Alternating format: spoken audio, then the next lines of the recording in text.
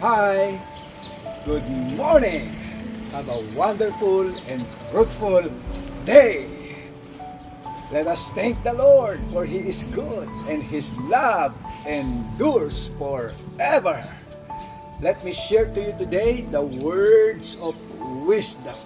This is a godly wisdom from the book of Proverbs, because I believe with all my heart that a Proverbs a day keeps the fools away. So listen and learn, my friends, from this powerful principle for life.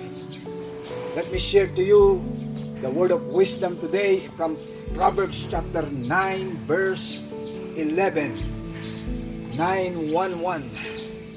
And it says, wisdom will multiply your days, and it adds years to your life. So my friend, learn this value of having a long life and satisfied life.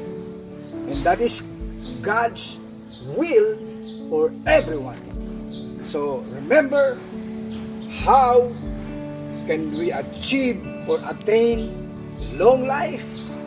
Through God's wisdom. Because if you have the wisdom from God, you will make a right decision. You will never perish, or your life will be preserved.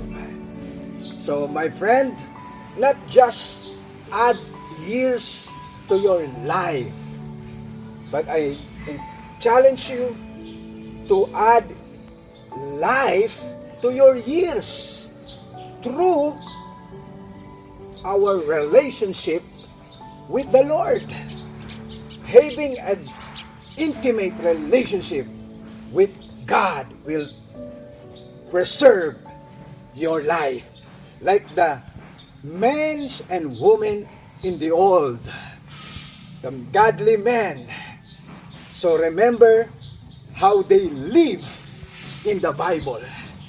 So that's just a reminder for everyone, my beloved friends. And I declare to you, Shalom, Shalom. Peace and grace be multiplied. God bless you more. Amen.